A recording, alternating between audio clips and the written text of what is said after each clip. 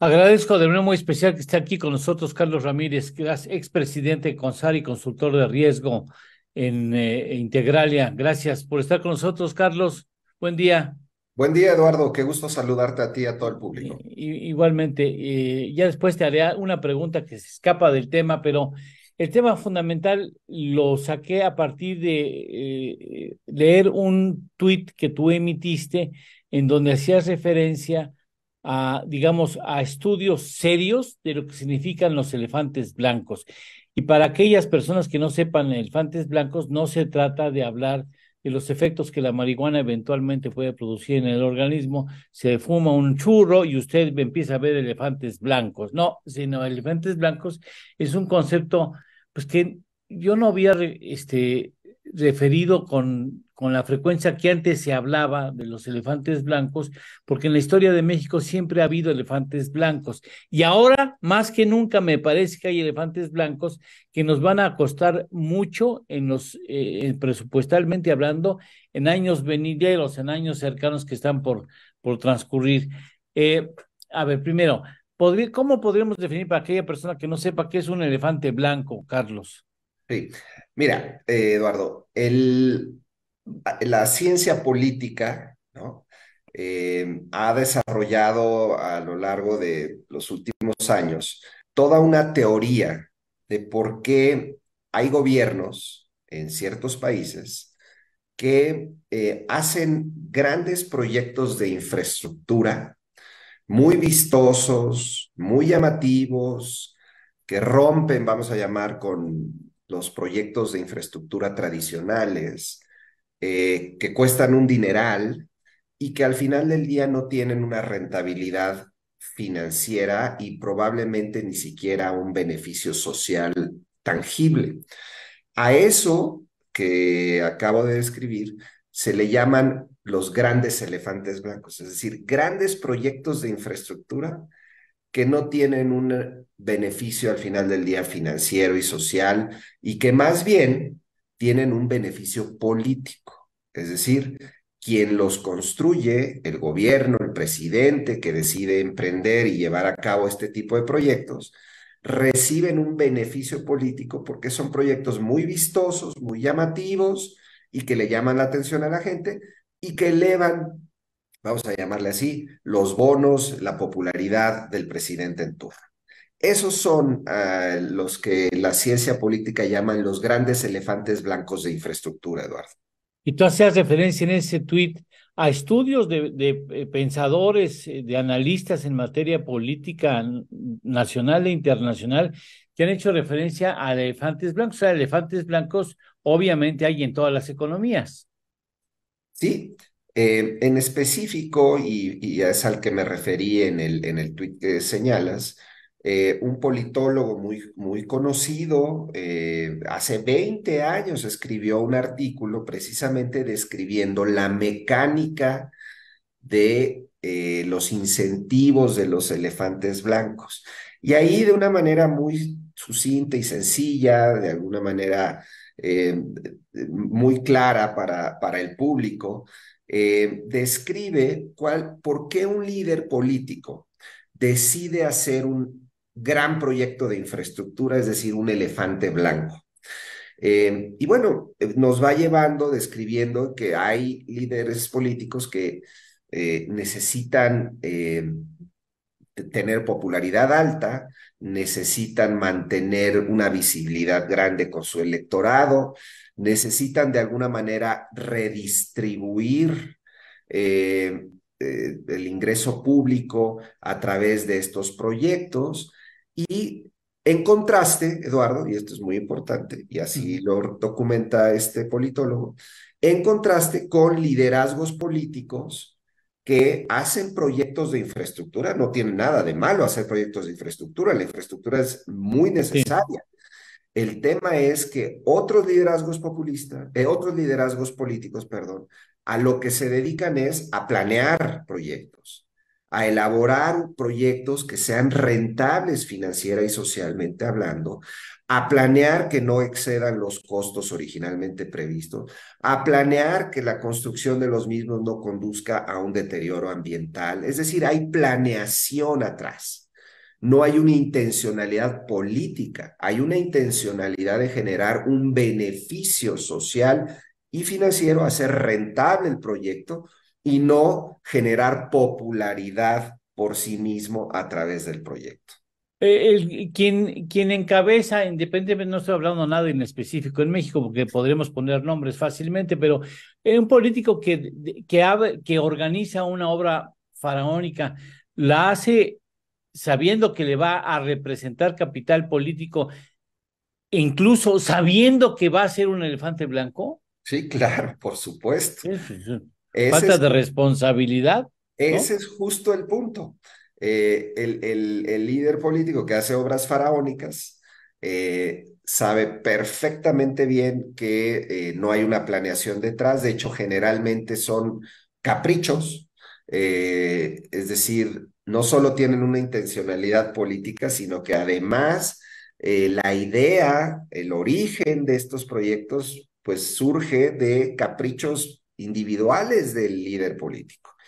Y entonces, sí, estamos en el peor de los mundos porque es muy llamativo, genera popularidad, la gente dice, mira qué proyecto tan grandote acaba de hacer el presidente, estos no se hacían antes, estos proyectos son inéditos y claro, generan un ánimo positivo hacia el líder político, pero en la práctica son proyectos que pierden dinero, que destruyen el medio ambiente y que muy probablemente ni siquiera tengan una rentabilidad social como tal, ¿no? Y que cuestan además, Eduardo, generalmente estas obras faraónicas, obviamente como no hay una planeación detrás, se elevan los costos de la construcción de manera estratosférica.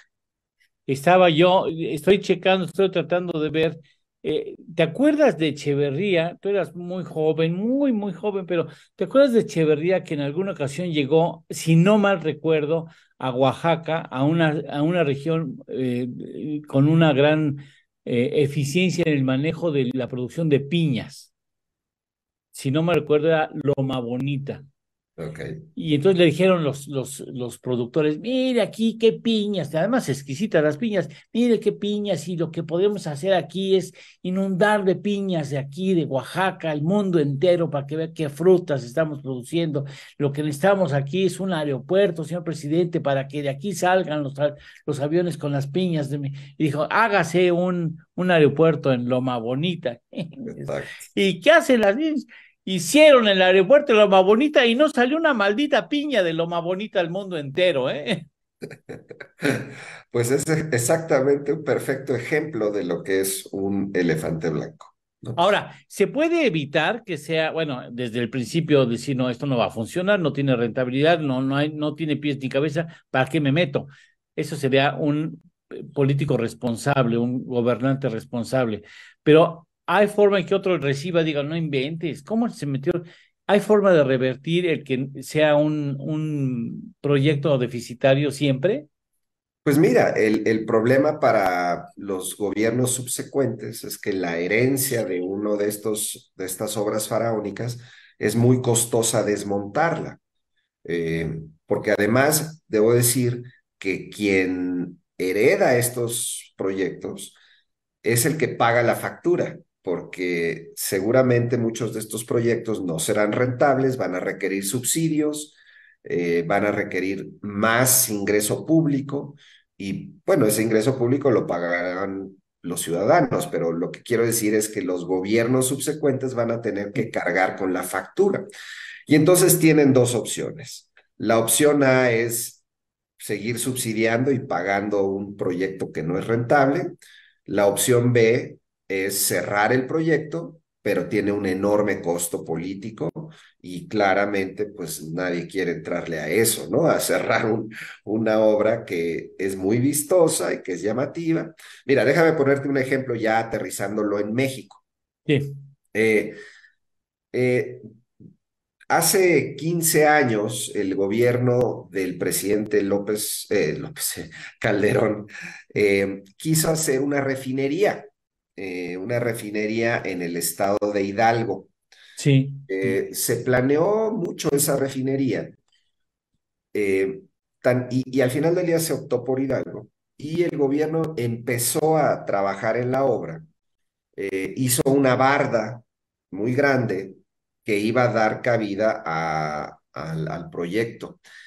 Ese gobierno, luego vino la crisis financiera del 2008 y el gobierno dijo, ya no me salen los números, Ujú. no voy a hacer la obra porque me va a terminar costando un dineral y voy a perder dinero.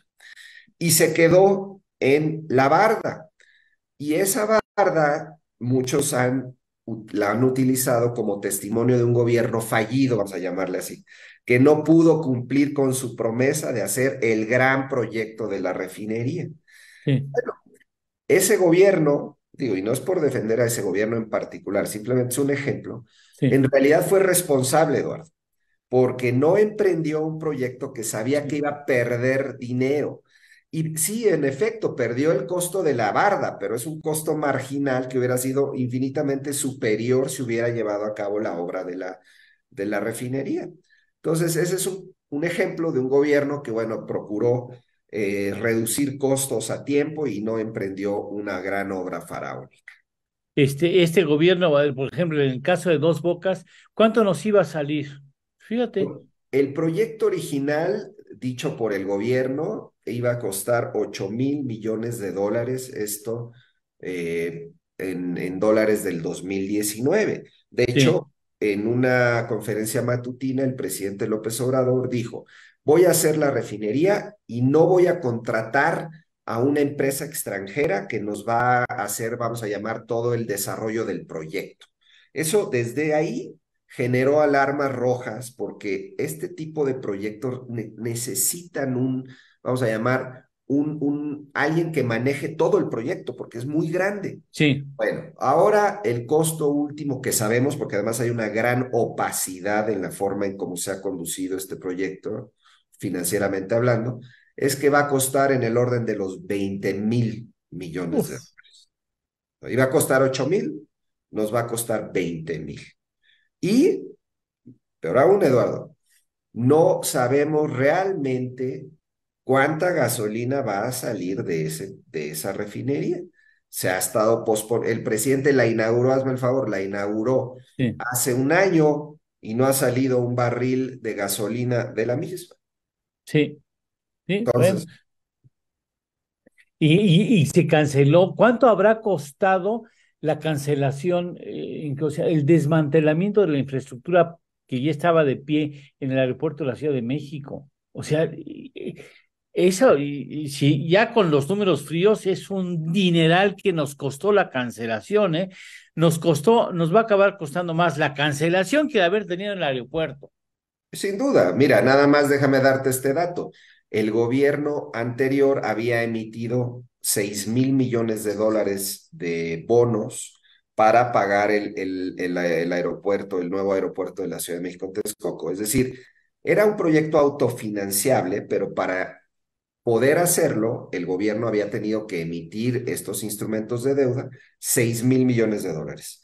Y además el proyecto llevaba 30% de avance, más o menos échale otros 3.000 millones de dólares ya en el terreno invertidos. Entonces, más o menos para que nos demos una idea, el haber cancelado ese proyecto le va a costar a los mexicanos que pagamos impuestos, nos va a costar como 9.000 millones de dólares y no vamos a tener nada a Uf, cambio. 9.000 millones de dólares. qué barbaridad. Oye, Carlos, yo quería aprovechar tu conocimiento. A mí me duele mucho y no hemos querido recordarle al público, Acapulco sigue siendo una tragedia insuficientemente atendida. Yo tengo amigos en Acapulco que perdieron todo, o sea, lo único que no perdieron fue el terreno de su casita, así, Sí. porque todo se les fue al techo, paredes, cristales, puertas, todo, todo. Y no hay nada. Dice, ¿qué hago? O sea, ¿cómo reconstruyo mi casa? Yo no puedo pagar, pues no sé cuánto le cueste, pero varios cientos de miles de pesos seguro. Y no hay financiamiento, no ha habido movimiento. Al parecer, hoy los banqueros deciden dar un paso que será muy importante siempre. Pero yo te pregunto, la lana que está en el CONSAR, no, espero no estar dándole ideas al gobierno federal, pero la lana que está ahí en el retiro, ¿no puede aplicarse en la emisión de bonos, algún mecanismo financiero que implique que tú puedes dar un financiamiento blando, muy blando a las personas que perdieron su casa para que la reconstruyan? No se puede aprovechar ese recurso en algo que no represente riesgos para el recurso del trabajador en futuro retiro y represente el beneficio para la persona perjudicada por Otis. Bueno, es que son dos partes tu pregunta, Eduardo. La primera parte es por si hay dinero para apoyar en la reconstrucción. Claro que habría dinero. El problema es que el gobierno no ha dispuesto poner más recursos para la reconstrucción. El gobierno anunció que iba a gastar 60,000 millones de pesos en la reconstrucción, pero es una cantidad absolutamente insuficiente para atender la magnitud del desastre. Eh, Dentro de esos 61,000 millones de pesos, realmente no hay mucho dinero para la reconstrucción como tal. Hay dinero para darle a la gente pues una lavadora, un Sí, refrigerador y hacer cosillas, pero realmente no hay dinero para lo que implica la reconstrucción en su conjunto. Entonces, primer punto, ¿habría facilidad para poner dinero? Muchísima. El gobierno tiene un presupuesto de 9 billones de pesos, Eduardo, y el Congreso de la Unión decidió no dar ni un centavo más para la reconstrucción de Acapulco. Bueno, ahora, atendiendo tu pregunta de las Afores, no, no se puede utilizar ese dinero para esos propósitos por una sencilla razón. El dinero que está invertido de las Afores que tienen más de 60 millones de ahorradores, se utiliza para distintos propósitos, Eduardo, pero se invierte, se pone a trabajar y se ujú, invierte en proyectos de infraestructura, en instrumentos, en bonos, en carreteras, en distintas actividades. O sea, sí se pone a trabajar el dinero, pero se hace a través de un mecanismo tal que impide que el dinero se dirija expresamente a un propósito. Entonces, no es que de acá pueda agarrar la Afore y sacar de la chequera y decir voy a dar para Acapulco, para la reconstrucción. No, se hace a través de instrumentos financieros, precisamente para garantizar que sea pública la emisión, es decir, que ujú. todos la conozcamos y que además el público inversionista pueda participar en esa inversión. Entonces, podrían emitirse bonos para Sí, apoyar la reconstrucción de Acapulco y que las Afores compren esos bonos y a través de ese mecanismo se pueda financiar la reconstrucción. Eso sí se podría hacer. ya. El gobierno podría anunciar una emisión especial, vamos a llamar, de instrumentos de deuda para este propósito, y ahí sí los podría comprar las Afores, pero no de manera directa, Ya. porque es justamente el mecanismo de protección que tiene el ahorro de todos los mexicanos, Eduardo. Espero que esta sea una buena idea porque al gobierno no se le ocurre nada. Y a mí me parece que es un asunto dramático porque evidentemente yo lo veo a través de este amigo mío que dice, ¿y ahora qué hago? O sea, pues yo no, perdió hasta los calzoncillos, perdió en el paso del Otis porque dice que Otis entró a su casa como si fuera invitado especial y se llevó ahorros, se llevó el dinero que estaba debajo del colchón, se llevó el colchón, por supuesto, tiró todo y dicen, ni mi ropa existe, o sea, quién sabe dónde se fue a parar mi ropa. Sí. Entonces, imagínate qué tragedia que tú sepas, ahora tienes ahí un pedazo de terreno que fue lo único que quedó de pie, o sea, y entonces, Va uf, muy lento el proceso, tan lento que hoy es el primer día que el presidente de la República va a ir directamente a Acapulco. Digo, él dice que ha ido 4 veces, pero no hay ninguna foto, ningún testimonio de su visita. Este va a ser hoy el primer día que lo veamos realmente en Acapulco. Entonces, todo va muy lento. El gobierno ha tenido un proceso increíblemente tortuoso para apoyar a la población. Sabemos que, por un lado, no se le avisó a tiempo a la población y ahora, a la hora ya del huracán, el problema sigue ahí. Me temo que va a ser un proceso, sí. desafortunadamente, de mucho tiempo, Eduardo. Sí, y sometió al ejército a un a un descalabro importante. Yo nunca había visto que la gente le estuviera mentando la madre al ejército cuando llegó una semana después a tratar de poner en orden, cuando ya no había nada que saquear en los establecimientos. Llegó el ejército y me cita nuestro amigo que tuvo aquí un testimonio que la gente les mentaba la madre al ejército. Eso no había sucedido, yo nunca lo había visto, y es un desgaste innecesario que sometió al ejército el presidente de la República. Así es. Te mando un abrazo. Muchas gracias por estar con nosotros, Carlos. Un fuerte abrazo, Eduardo. Hasta Muchas luego. gracias. Hasta pronto.